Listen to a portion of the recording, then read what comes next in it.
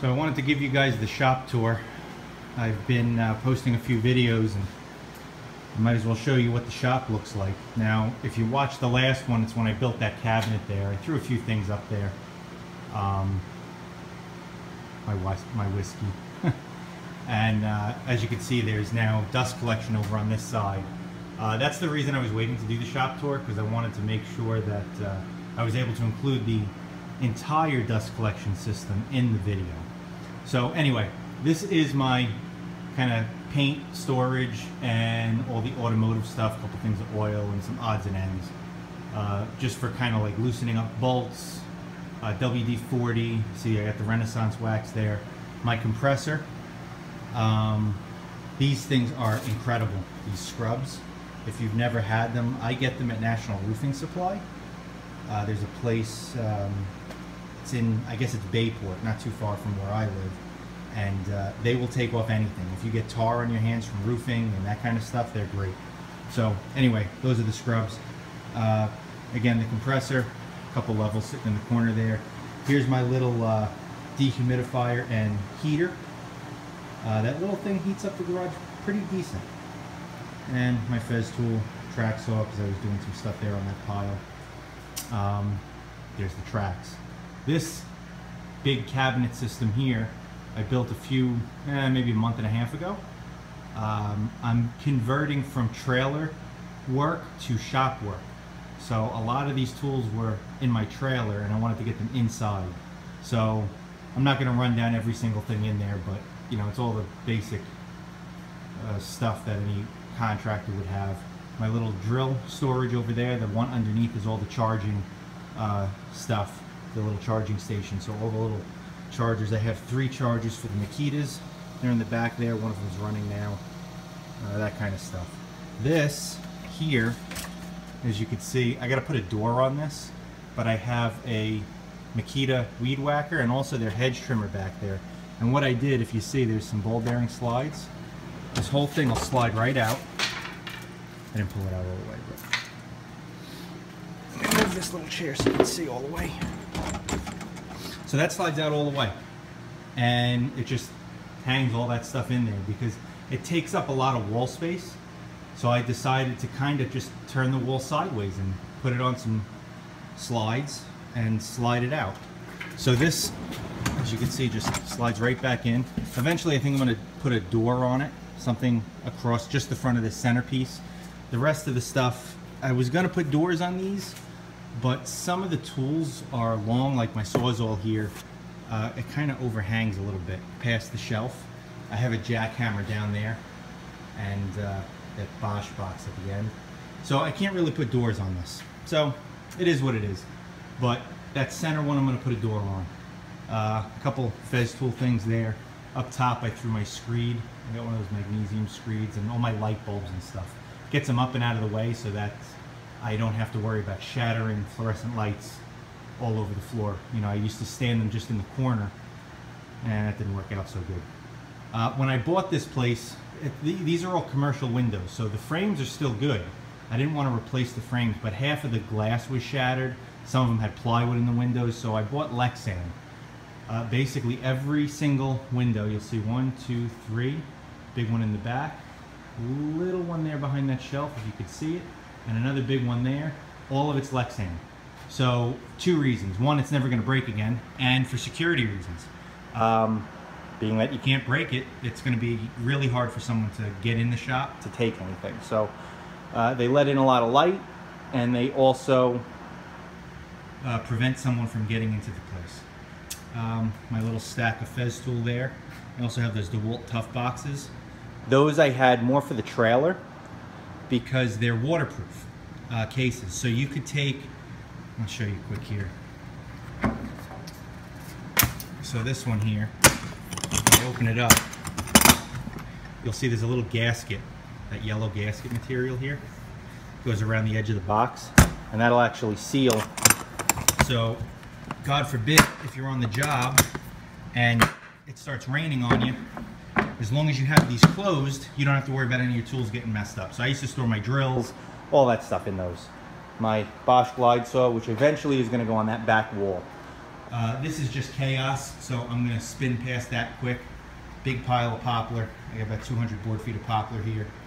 My router, I was doing the, if you've seen those before, it's the LR32 system from Festool for drilling shelf pins at 32 millimeters to accept European style hinges.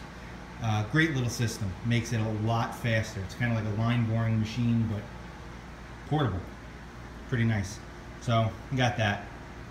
Big old garbage can, old barrel. My wet saw is back there, and again, just utter chaos. This thing here is my wood rack, my wood shelf rack. I welded this up, probably 10 years ago. So this is what I came up with. It's basically one vertical, and there's some big monster wheels underneath it, and it rolls around real nice. It just takes up a lot of floor space. So eventually what I'd like to do is probably either, I haven't really figured it out yet. I may do something in the middle in the ceiling there for the long stuff, just to get like 16 footers or 20 footers, 24 footers, whatever I'm storing up and out of the way. And then maybe some smaller shelves on that wall there, or possibly on this back wall. I'm gonna have to figure out how to deal with the dust collection though. So that's a little bit of a pain in the butt. But for the shorter stuff, it's going to go on this back wall somewhere. Eventually, this back wall, that outlet there, is going to be the miter station, and that will be the branch that comes down for the dust collection there. That's going to be my new miter station. I have to get that set up at some point, and some point will probably be like a year from now. In the meantime, I'll probably just keep pulling it out and cutting on a milk crate or something. Again, a little bit of storage and old hard hat, and then that's basically it for that. More chaos. My little grinder station, I have two grinders. That one on the back there's got a wire wheel and a coarse grinder. This one's another coarse grinder and a finer one for kind of like setting chisels and stuff like that. So that's kind of nice. Again, if you follow that dust collection around, I dropped it down to 4-inch there, but everything else is 6-inch. Comes down here, again drops down to 4-inch, and I have a sweep down there on the floor, so I can turn on the dust collector and sweep everything up right there. So that's kind of nice. My big monster drill press, I got this from a guy in Patchogue who was going out of business, and we're downsizing basically. He got kicked out of the place that he was renting for 30 years. The building had been bought and they kind of evicted him, which was not cool. But in the meantime, I got a bunch of tools. I got this. I had a joiner that I got from him, a little 6-inch tabletop. I think I paid 50 bucks for this drill press. I kind of refurbed it a bit. The only thing I have to do is, if you see the spindle here, I don't know if you could see it. You could probably hear it. So there's a little wiggle in that, and that makes it tough for like mortise drilling and stuff. So it's not super accurate. So I'm gonna have to figure out how to get this thing apart and replace the bearing, which I'm assuming is up in here somewhere. I don't know how to get it apart though. So if anybody has any tips on that, leave them in the comments section. I'd appreciate it. This is the new Dust Deputy. I got that all set up. That was the wire I had temporarily hanging some of the ductwork. So basically, it comes down. This is the dust collector. So that shoots up there, over, and that's where the suction comes in. And then all the dust comes in through this pipe here, and then it just spirals around and just drops down into the barrel, which right now is disconnected. Just kind of redoing the right there where it goes into the lid, because the piece that I had wasn't working out so well, so I have to redo that. But anyway, I have my blast gates down here on the floor. One hose goes to the chop box over there, chop box, table saw, sorry, right there, and then the other one goes up to the wall and splits in all the different directions. So there's also this branch here that comes over, drops down, that's in the middle of the floor, and it goes to the Incra router table, which is right now covered in crap. So I'll be working on that too. And then my table saw, nothing too fancy. Delta Unisaw, probably 10 years old. The fence is black because I upgraded to the 52-inch cut. I had the 30 and it wasn't quite enough, so I upgraded. Same fence. I may be trying to get a fence from Super Cool Tools. I'll leave a link to their site. Awesome stuff. Extruded aluminum fence rails, and they're just great. I mean, there's like T-tracks all down them. You could, all kinds of jigs and crazy stuff that you could do with it. So, I mean, not that there's anything wrong with this one, but it'd be cool to have that. And then Mickey Mouse TV. That's about it.